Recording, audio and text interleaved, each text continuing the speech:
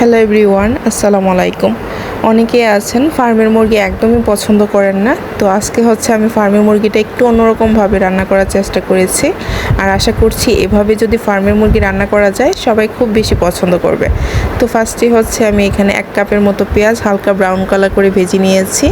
তারপর দিয়ে দিয়েছিলাম আদা রসুনের বাটা পরিমাণ মতো। আদা রসুনটাকে হালকা একটু ভেজে নিয়ে রেগুলার যে মশলাগুলো ওইগুলো দিয়ে দিলাম, হলুদ মরিচ ধনিয়ার গুঁড়া। তারপর পানি দিয়ে ভালো করে মশলাটাকে কষিয়ে নিব।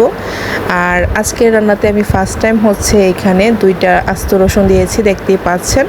মশলাটা যখন একটু কষানো হয়েছে এই পর্যায়ে কিন্তু আমি টমেটো দিয়ে দিয়েছি। এখানে আমি ফ্রোজেন করা টমেটোটা ইউজ করেছি। আর দিয়ে দিয়েছিলাম 2টা শুকনো মরিচ। এটা ফ্লেভারের জন্য, শুকনো মরিচ দেওয়াতে খুব সুন্দর একটা ফ্লেভার আসে। তো সব কিছুকে আমি ভালো করে কষিয়ে নিয়েছি। আর এখন দিয়ে দিচ্ছি চিকেনটাকে কিন্তু আমি ভেজে নিয়েছি, দেখতেই পাচ্ছেন। ফার্মের মুরগিটা যদি আপনি একটু ভালো করে ভেজে নেন, খাওয়ার সময় তখন শক্ত শক্ত লাগে, তখন খেতে ভালো লাগে আর কি। তো যাই হোক, এখন মুরগিটাকে ভালো করে মশলার সাথে মিশিয়ে কিছুক্ষণ কষিয়ে নিব। 5 মিনিট পর আমি একটু নাড়া দিয়ে দিচ্ছিলাম, যেহেতু নিচ থেকে লেগেও যাচ্ছিল। আর মুরগিটা কিন্তু ভালোভাবে কষানো হয়ে গিয়েছে। এই পর্যায়ে আমি দিয়ে দিচ্ছি জিরা গুঁড়া 2 চামচের মতো আমি ইউজ করেছি। আপনারা আপনাদের পরিমাণ অনুযায়ী দিয়ে নেবেন। তো জিরাটাকেও ভালো করে মাংসের সাথে মিশিয়ে নিয়েছি। এখন ঝোলের জন্য পানি দিয়ে দিব। আর এখানে আমি পানির পরিমাণটাও কিন্তু কমিয়ে দিয়েছি, যেহেতু মুরগিটাকে আমি ভালো করে ভেজে নিয়েছি, তাই এটা সেদ্ধ হতে খুব একটা টাইম লাগবে না।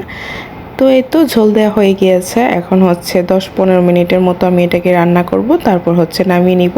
তারপর ফ্লেভারের জন্য দিয়ে দিচ্ছিলাম 4-5টার মতো আস্ত কাঁচামরিচ।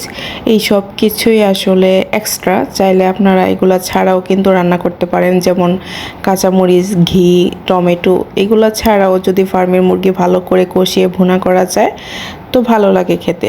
তারপর একটু ভিন্নভাবে রান্না করতে চাইলে এগুলো ইউজ করতে পারেন। তারপর দিয়ে দিচ্ছি ফ্লেভারের জন্য 1 চা চামচের মতো ঘি, দিয়ে দিয়েছিলাম লেবুর রস। তো আমার সব কিছু দেওয়া কমপ্লিট হয়ে গিয়েছে। এখন 5 মিনিটের মতো চুলার আঁচটাকে কমিয়ে এটাকে দমে বসিয়ে রাখবো। তো মুরগির তরকারিটা অলমোস্ট ডান, দেখতেই পাচ্ছেন কতটা সুন্দর কালার এসেছে। আর খেতেও কিন্তু অনেক বেশি মজা হয়েছিল। যারা ফার্মের মুরগি পছন্দ করেন না তাদেরকে যদি এভাবে রান্না করে দেওয়া হয় তখন কিন্তু সবাই একদম চেটেপুটে খেয়ে নেবে। আজকের মতো এই পর্যন্তই। আল্লাহ হাফেজ, আসসালামু আলাইকুম।